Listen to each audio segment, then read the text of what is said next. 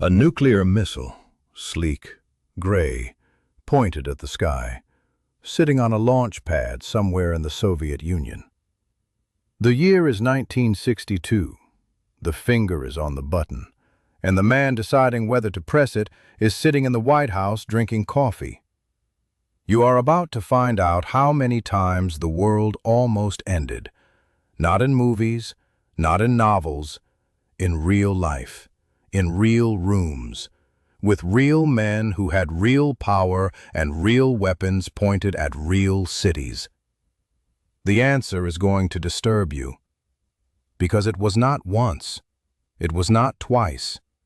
It happened over and over again, in jungles and oceans and underground bunkers and cramped submarine cabins, and every single time, the world survived by a margin so thin that historians still go pale when they talk about it.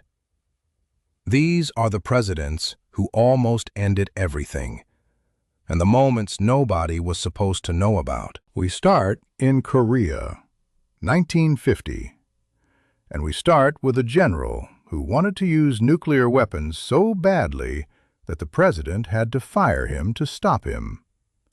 Harry Truman, the 33rd president, plain suit, round glasses, a man from Missouri who had already dropped 2 atomic bombs on Japan and understood better than almost anyone alive what those weapons actually did, sitting in the Oval Office receiving reports from the Korean Peninsula. A map of the Korean Peninsula, North Korea at the top, South Korea at the bottom, the 38th parallel drawn across the middle like a scar. June 25, 1950. North Korean forces crossing that line with 75,000 soldiers pushing the South Korean and American forces back toward the sea. General Douglas MacArthur, tall, theatrical, always photographed with a corncob pipe and a general's cap, a man who genuinely believed he was one of the greatest military minds in human history, commanding American forces in Korea from his headquarters in Tokyo. MacArthur's plan for winning the war, documents spread across a military planning table, maps covered in red arrows, involved dropping between 30 and 50 atomic bombs along the border between North Korea and China, creating a radioactive belt across the peninsula, a nuclear wall that would seal the border and end the war. MacArthur sending messages to Washington, speaking publicly, threatening China directly. A general conducting his own foreign policy while a president watched from Washington getting increasingly alarmed. Because here is the problem. China had just become communist in 1949. The Soviet Union had tested its first nuclear weapon the same year, and the Soviet Union had a treaty with China. MacArthur dropping nuclear bombs on Chinese territory, the mushroom cloud rising over the Chinese border, radiation drifting across Manchuria, would almost certainly have triggered Soviet retaliation against American forces, against American allies, against America itself. Truman in the Oval Office reading MacArthur's increasingly insubordinate communications, the general publicly undermining presidential authority, publicly threatening nuclear escalation, publicly conducting foreign policy without authorization. April 11, 1951. Truman firing MacArthur, removing the most famous American general alive from command in the middle of a war. The public reaction, newspaper front pages screaming MacArthur's name, crowds gathering in American cities, congressmen demanding Truman's impeachment, was immediate and furious. MacArthur came home to a ticker-tape parade in New York. Truman's approval rating collapsed. But Truman had just prevented a nuclear war, and he knew it. And he accepted the political consequences without flinching. MacArthur stood before Congress and gave a speech that ended with the words, "Old soldiers never die. They just fade away." He faded away. The nuclear bombs were never dropped. the world kept going. One man with the authority to fire a general. One decision made in the Oval Office. The difference between 1951 and the end of civilization. Now we move to the moment that everyone knows. The moment that historians agree came closer to nuclear war than any other event in human history. The moment that a single decision, made at the last possible second by a man whose name most Americans have never heard, saved every person alive on Earth today. October 1962, the Cuban Missile Crisis, and the story you were never taught in school. John F. Kennedy, the 35th president, young and controlled behind his desk in the Oval Office, receiving photographs from a U-2 spy plane flying over Cuba. Aerial photographs spread across a table in the White House, military analysts pointing at gray shapes on the images. Soviet nuclear missile launch sites under construction on the island of Cuba, 90 miles from the Florida coast. The ex-com meetings. Kennedy and his closest advisors crowded around the cabinet room table, ties loosened, faces tight with exhaustion, ashtrays filling up as the days went on. Generals pushing for airstrikes, advisors urging blockade. Everyone aware that the wrong decision meant nuclear war. Kennedy choosing a naval blockade. American warships forming a line across the ocean, Soviet ships carrying more missiles approaching that line. The world watching to see who would blink first. Soviet Premier Nikita Khrushchev, a heavy-set bald man in Moscow, pacing his office, sending letters to Kennedy that swung between threatening and desperate, trying to find a way out that did not destroy both countries. 13 days of negotiations, 13 days of the world holding its breath, and then the moment nobody talks about. The moment that happened underwater. The moment the world almost ended without Kennedy or Khrushchev even knowing. October 27, 1962. A Soviet submarine called B-59, a long, dark shape moving through black water beneath the Caribbean Sea, had been underwater for days, out of radio contact, unable to receive signals from Moscow. The crew did not know whether nuclear war had already started on the surface above them. American destroyers finding the submarine and dropping depth charges, not to destroy it, but as a signal, as a way of saying, surface and identify yourself. Standard naval procedure. Inside the B-59, Soviet sailors in a cramped submarine, the temperature inside the hull reaching 140 degrees Fahrenheit, carbon dioxide levels rising dangerously, men passing out from the heat. The captain, Valentin Savitsky, believing the depth charges were actual attacks, believing the war had started above him. Captain Savitsky ordering the preparation of the submarine's nuclear torpedo, a single nuclear weapon that could destroy an American aircraft carrier and every ship around it, and almost certainly trigger a full nuclear exchange. Soviet submarine protocol at the time requiring the agreement of 3 officers to launch a nuclear weapon. The captain wanted to launch. The political officer agreed. The 3rd officer, a man named Vasili Arkhipov, the flotilla commander who happened to be on board, said no. Vasili Arkhipov, a quiet man, not a famous man, a man whose face you have probably never seen, standing in a sweltering submarine 300 feet below the Caribbean Sea, surrounded by men who believed the war had already started and refusing to authorize the launch. He argued. He insisted. He held his position while the captain raged and the submarine shook from depth charges and the temperature climbed and men were collapsing from heat around him. Arkhipov convinced the captain to surface instead. the submarine surfacing in the middle of the American blockade, gray hull rising from the dark water, American warships surrounding it, floodlights hitting the deck, Soviet sailors coming up into the open air, blinking in the sunlight, alive. Kennedy and Khrushchev never knew how close it had been.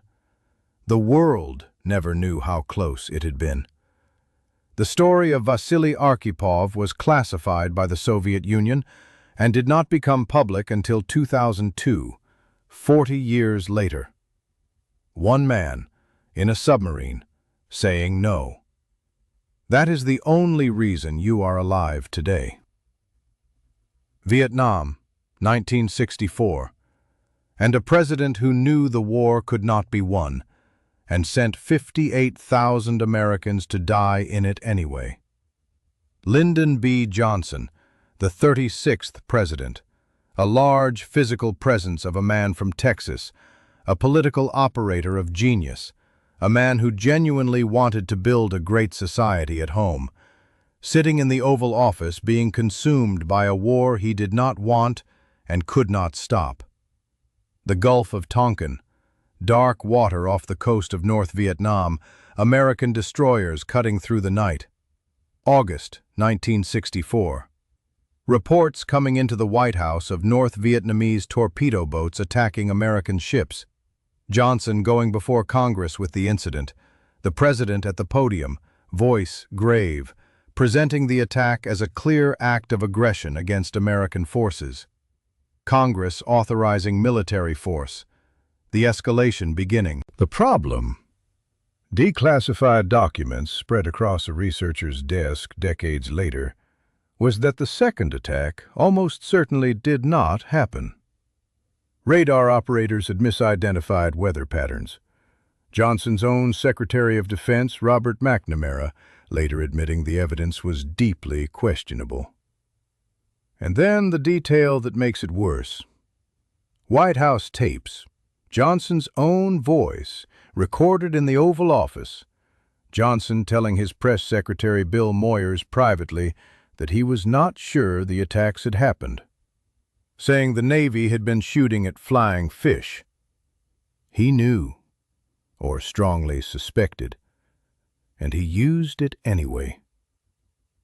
But Vietnam's nuclear dimension, the moment it almost became World War III, came later. 1969. Richard Nixon had just taken office and had a plan. Nixon's plan for ending Vietnam, documents stamped top secret in a White House safe, was called Operation Duck Hook. The idea was escalation so massive and so terrifying that North Vietnam would have no choice but to negotiate. The plan, including the possible use of tactical nuclear weapons against North Vietnamese supply lines, the mining of Haiphong Harbor, bombing the Red River Dike system, which would have flooded North Vietnam and killed hundreds of thousands of civilians. Nixon and his national security advisor Henry Kissinger, two men in suits in the Oval Office speaking quietly, developing what Nixon called the madman theory. The idea that if the Soviets and the North Vietnamese believed Nixon was unpredictable enough to use nuclear weapons, they would be afraid to push him. Nixon telling an aide, the aide writing it down, the note surviving in the historical record, that he wanted the North Vietnamese to believe he was crazy enough to do anything. Nixon, in November 1969, putting American nuclear forces on secret high alert. B-52 bombers loaded with nuclear weapons flying toward the Soviet border, then turning back, then flying again. A performance of nuclear madness designed to frighten Moscow into pressuring Hanoi. The Soviets noticing. Soviet military going to their own higher alert in response. Two nuclear superpowers quietly raising their readiness levels because one president wanted to look crazy enough to use a nuclear weapon.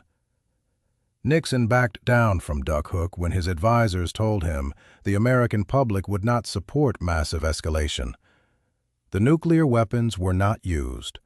The bombers turned back. But for several weeks in the autumn of 1969, American B-52s loaded with nuclear weapons flying patterns near the Soviet border, Soviet forces responding, two enormous nuclear arsenals on elevated alert. The world came closer to ending than anyone outside a small circle of officials knew. 1983. In the moment a Soviet colonel stared at a computer screen showing 5 incoming American nuclear missiles and decided the computer was wrong. Ronald Reagan, the 40th president, the man whose strategic defense initiative had terrified the Soviet leadership, the man whose administration had called the Soviet Union an evil empire, had pushed tensions to a level not seen since the Cuban Missile Crisis. Soviet leadership in Moscow, old men in heavy suits, exhausted and paranoid, watching American military spending explode, watching American rhetoric become increasingly aggressive, genuinely believing that the United States might be preparing a first strike. September 1st, 1983. A Soviet fighter jet shooting down Korean Airlines Flight 007, a civilian passenger aircraft that had drifted into Soviet airspace. 269 people dead, including a U.S. congressman. Reagan going on television, calling it a crime against humanity. Soviet-American relations at their lowest point in decades. NATO conducting a military exercise called Able Archer 83. Thousands of American and European troops running simulated nuclear war scenarios, practicing the procedures for launching nuclear weapons. The exercise so realistic that Soviet intelligence analysts monitoring it could not be entirely certain it was an exercise. Soviet nuclear forces going to an elevated state of readiness. Soviet bombers in East Germany being loaded with nuclear weapons. Soviet leadership genuinely uncertain whether what they were watching was a rehearsal or the real thing. Reagan in the White House receiving intelligence reports. The president reading briefings, his face showing something unfamiliar. Genuine alarm. Learning for the first time how frightened the Soviets actually were, how close to the edge everyone actually was. But the moment that almost ended everything happened not during Able Archer. It happened 2 months earlier, September 26, 1983. A Soviet early warning facility south of Moscow, a bunker filled with screens and equipment, uniformed officers monitoring satellites scanning American missile fields. Lieutenant Colonel Stanislav Petrov, a 44-year-old Soviet officer sitting at his station in the middle of the night, watching his screen suddenly show an incoming American missile. The alarm sounding, red lights, the system reporting 1 Minuteman intercontinental ballistic missile launched from the United States, then 2, then 3, then 4, then 5. Soviet protocol was clear. An officer receiving this report was required to pass it up the chain of command immediately. The chain of command would then have approximately 8 minutes to decide whether to launch a retaliatory strike before the incoming missiles hit. Petrov looked at his screen. He looked at it for a long time. He decided the computer was wrong. His reasoning, a man alone in a bunker, the fate of the world in his hands, thinking as clearly as any human being has ever had to think, was that if the Americans were launching a first strike, they would not launch 5 missiles. They would launch everything they had. 5 missiles made no sense as a first strike. The satellite system was new and might have bugs. He would wait. He reported a system malfunction instead of an incoming attack. He was right. The satellite had malfunctioned. There were no incoming missiles. Sunlight reflecting off clouds over Montana had triggered a false alarm. Stanislav Petrov was reprimanded for failing to follow protocol. He received no commendation, no medal, no official recognition. He was quietly reassigned and eventually retired on a modest pension. The man who decided not to end the world, sitting alone in an apartment in a small Russian town, giving occasional interviews to journalists who found him, seeming genuinely puzzled by the attention. He died in 2017. For most of his life, almost nobody knew his name. 1995, and the last time in this video that the world almost ended. And this time, the finger was on the Russian button, not the American one. Bill Clinton, the 42nd president, sitting in the White House on January 25, 1995, almost certainly not thinking about nuclear war. The Cold War was over. The Soviet Union had collapsed. Boris Yeltsin was the president of Russia and was considered, more or less, a partner. Norway launching a scientific research rocket. A small rocket rising from a Norwegian island, climbing into the sky, following a trajectory that took it north over the Arctic Ocean. Russian radar systems detecting the rocket, screens lighting up in a Russian military facility, officers scrambling, the trajectory of the rocket matching the flight path of an American Trident missile launched from a submarine. The kind of missile that could carry multiple nuclear warheads and reach Moscow in minutes. Russian military going to high alert. The nuclear briefcase, the Russian equivalent of the American football, the device that allows the president to authorize a nuclear launch, being activated and brought to Boris Yeltsin for the first time in history during an actual alert. Yeltsin, a complicated man, a man with a drinking problem, a man who was in many ways out of his depth running a country in chaos, sitting with his military commanders and the open nuclear briefcase, being told he had a matter of minutes to decide whether to launch a retaliatory strike. The 8 minutes ticking down. Russian military waiting for a decision. Yeltsin looking at the briefcase. And then, Russian tracking stations determining that the rocket was heading away from Russia, not toward it. The trajectory was wrong for an attack. It was going north into space, not south toward Moscow. Yeltsin closing the briefcase, standing down. The alert over. Norway had notified Russia in advance about the rocket launch.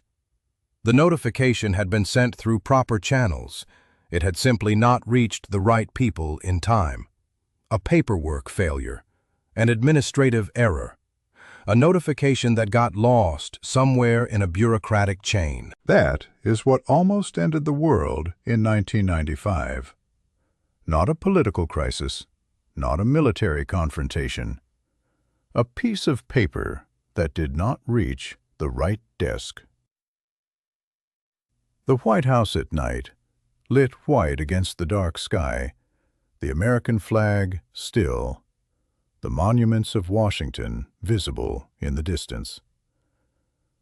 Think about what you have just heard. Korea.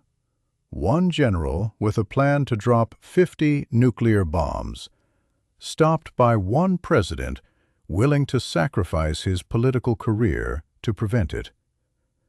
Cuba.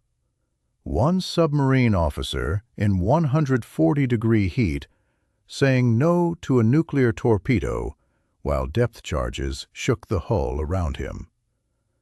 Vietnam. One president flying nuclear bombers toward Soviet airspace, hoping that performing madness would prevent it. 1983. One Soviet colonel looking at 5 incoming missiles on his screen and deciding, alone, in the middle of the night, that the computer must be wrong. 1995. One Russian president sitting with an open nuclear briefcase, his finger near the authorization, with 8 minutes to decide, and the rocket turning away. 5 moments, 5 men, any one of them making a different decision, any one of them choosing differently in that single moment, and the world you are living in does not exist. Your city, your family, everything you have ever known or loved or planned for, gone. That is how close it has been. Not once, 5 times, that we know about. The ones we do not know about yet are still classified. The desk is still there. The briefcase is still there. The missiles are still there. And somewhere right now, someone is watching a screen.